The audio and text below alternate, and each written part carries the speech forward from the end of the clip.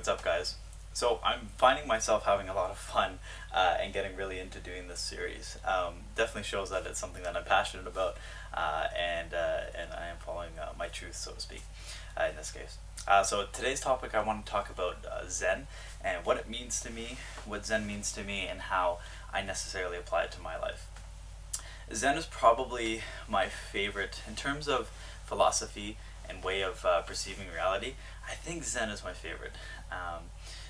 The nature of Zen seems to be quite humorous, and I think that aspect is really important in my life, not taking life serious. And we'll talk a little bit about that later.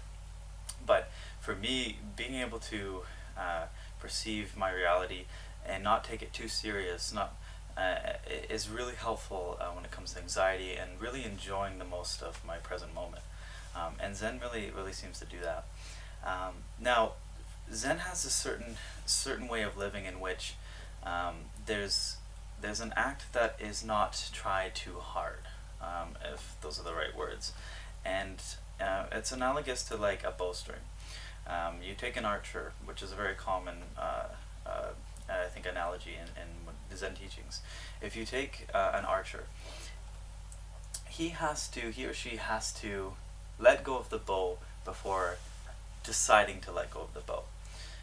Oftentimes, as humans, we really want to be the best. We really want to achieve and be the very best that we can. And I think that's a huge attribute to humans, and I think it's awesome.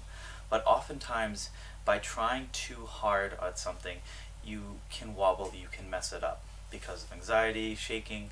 These sort of things happen.